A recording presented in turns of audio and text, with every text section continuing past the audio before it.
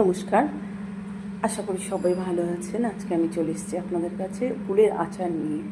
Shuklas homely vibe কিচেনে আপনাদের সকলকে স্বাগতম। এবার চলুন কী করে বানাই সেটা দেখে নেওয়া যায়। প্রথমেই যেটা আমি মশলাটা রেডি করে রেখে যাব।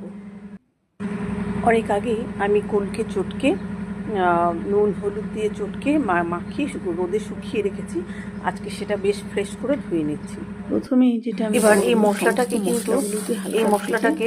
কিন্তু আমি খুব বেশি একটু মোটা মিহি মোটা করব না, করে নিয়েছি, হালকা করে করে নেব। দিয়েছি মৌরি, মেথি, জোয়ান, জিরে, ধনে, শুকনো লঙ্কা, তেজপাতা, ব্যাস এ কটা উপকরণ ভেজে দেখো এরকম করে দরদরা করে, মানে খুব বেশি মিক্সড করে নিয়ে হালকা গুঁড়ো করে নিয়েছি। এরপর আমি কুলগুলোকে সম্পূর্ণ ধুয়ে নেব।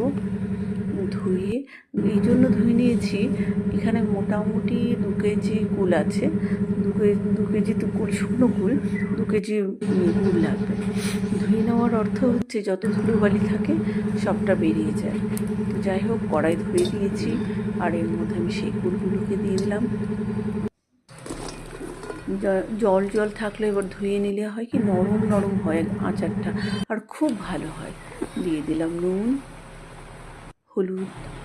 হলুদ আগেও চটকে যখন শুকোচ্ছিলাম তখন একটু হলুদ দিয়েছিলাম, যার জন্য একটু কম দিলাম। এবার নেড়ে চেড়ে আমি গুড় যে আছে গুড়টাকে আমি কেটে নিয়েছি পিস পিস করে, বেশ টুকরো টুকরো করে কেটে।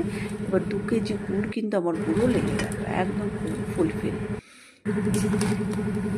এবার এটাকে গুড় দেওয়ার পর নরম হয়ে যাবে। আমি হালকা একটু জল দিয়েছিলাম, যদিও সেদ্ধটা তাহলে ঠিকঠাক হবে, সুন্দর হবে, আর খেতে খুব সফট একটা সুন্দর একটা ভাব আসবে।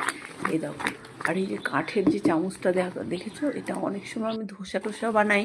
তো যাই হোক, এটা দিয়ে আজকে আমি করলাম। মাঝে মধ্যে আবার ওই স্টিলের খুন্তিটা দিয়ে নেড়ে দিচ্ছি। এই দেখো, এই টাইপের পাক আসবে,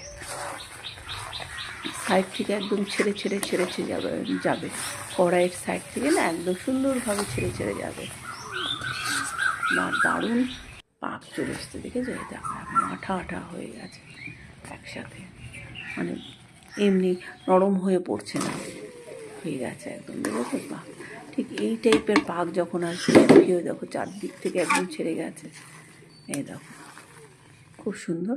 তারপরে আমি যে ভেজে রাখা মশলাটা গুঁড়ো করে রেখেছিলাম ওটা দিয়ে দিলাম, তবে একটু নামানোর কিছুক্ষণ পর দিতে হবে। দেওয়ার পরে বেশ আবার করে নেড়ে চেড়ে, আর মশলাটা দিয়ে কিন্তু উনানে বেশিক্ষণ রাখা যাবে না, সঙ্গে সঙ্গে নামিয়ে দিতে হবে নিচে নামিয়ে তারপর আবার ভালো করে মিক্সড করতে হবে। মিক্সড করে ঢেলে নিলাম। দেখলে, যদি আমার এই আচারটা ভালো লাগে, আর অবশ্যই